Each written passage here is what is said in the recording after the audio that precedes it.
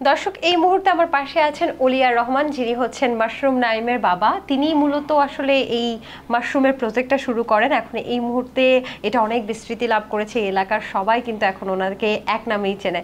ভালো আছেন আপনি? আলহামদুলিল্লাহ, আপনারা সবাই ভালো আছেন? আছি ভালো। আপনার তো অনেক সুনাম এই এলাকায়, এবং আপনি প্রথম শুরু করেছেন আমি যতটুকু জানি এখানে, নাকি? হ্যাঁ, আমি অত্র অঞ্চলে প্রথম শুরু করেছি সেই 2006 সাল থেকেই কাজ করে আসছি। আচ্ছা, টিস্যু কালচার ল্যাবের মাধ্যমে আপনি হচ্ছে স্পুনগুলো তৈরি করেন এবং কৃষকদের মাঝে এই বীজগুলো দেন, তাই তো? এটা কি আর কেউ করে নাকি আপনি এখানে করছেন?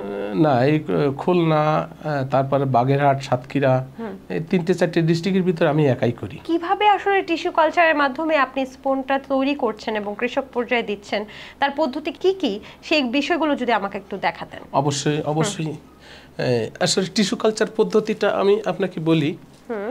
একটা ফুটন্ত মাশরুমের একটা বিশেষ অংশ থেকে একটি ছোট্ট সরিষার দানার মতন টিস্যু সংগ্রহ করে আমি এর মাঝখানে স্থাপন করি। তারপর এটার পরবর্তীতে প্রক্রিয়া কি? এটা কতদিন পরে আসলে এটা এটা এটা এটা আপনার 10 থেকে 12 দিনের ভিতরে আচ্ছা এটা ফুল ম্যাচিউরড হয়ে যায়। তারপর এই ম্যাচিউরড হয়ে গেলে এটা যেহেতু টেস্ট টিউব, এই যে টেস্ট টিউব থেকে আসছে, সেই জন্য এটা হচ্ছে TPO2, অর্থাৎ এই যে মাদারটা এটাও মাতৃবীজ।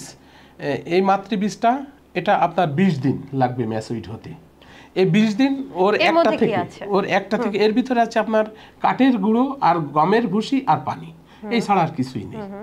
আচ্ছা, এটা আচ্ছা আপনার 20 দিন লাগে ম্যাচিউরড হতে। এই 20 দিন পরে ম্যাচিউরড হয়ে গেলে এটার ভিতরে কি ওই টেস্ট টিউব থেকে কত অংশ দিচ্ছেন? ওর একটা টেস্ট টিউবকে 5 ভাগ করে, ওর ভিতর যে রেশু আছে সেটাকে 5 ভাগ করে 5টা এরকম প্যাকেটের ভিতর ঢুকায় দিই। ঢুকায় দিয়ে তুলো দিয়ে আটকায় দিই।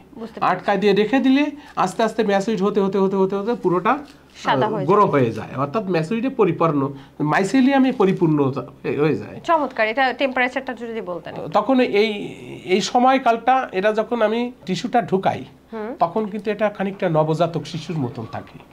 সেই নবজাতককে যেমন আমরা অতি সাবধানের সাথে লালন পালন করি, তখন একেও অতি সাবধানের সাথে এর অতিরিক্ত তাপ যেন না হয়, অতিরিক্ত ঠান্ডা যেন না হয়, সেই জন্য আমি এসি ব্যবহার করে একে নিয়ন্ত্রণ করি। এর পরবর্তীতে এতো 5টা হলো, এর একটা দিয়ে 5টা তৈরি হলো।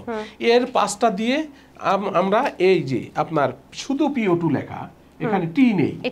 এটা আপনার এটা ম্যাচিউরড হতেও কিন্তু 20 দিন লাগে। তো এটা তৈরি হতে আপনার 200 পিস তৈরি হয় ওর 5টা থেকে। আপনি কি আমাকে একটা একেবারে মাত্র দেয়া স্পন দেখাবেন এবং একটা ম্যাচিউরড স্পন দেখাবেন কিনা? অবশ্যই অবশ্যই। এই যে, এবং সেটাও মনে হয় একটা স্বাভাবিক তাপমাত্রা লাগে। এই স্পনটা তৈরি হতে আপনার প্রায় 1 মাস লেগে গেছে এবং এটা পরিপূর্ণ মাইসেলিয়ামে পরিপূর্ণ হয়ে গেছে।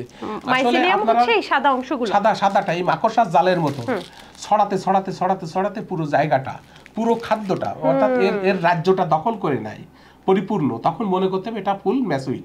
এবং এই পর্যন্ত পুরোপুরি সাদা হলেই তারপরে বিক্রি করবেন? হ্যাঁ, তখন। আর তার আগে যদি কেউ নিতে চায় তখন নিলে তার বিপদের ঝুঁকি, তখন এখানে ধাক্কা লেগে টেকে কেটে কুটে গেল, তখন সেখান থেকে আপনার জীবাণু ঢোকার সম্ভাবনা থাকে।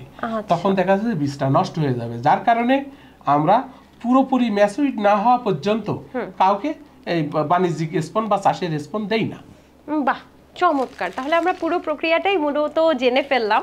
আর এই টিস্যু কালচারটা একটা স্বয়ংক্রিয় পদ্ধতিতে দেখতে পাচ্ছি, এসির ব্যবস্থা আছে, অর্থাৎ একটা নির্দিষ্ট টেম্পারেচার রাখতে হয়।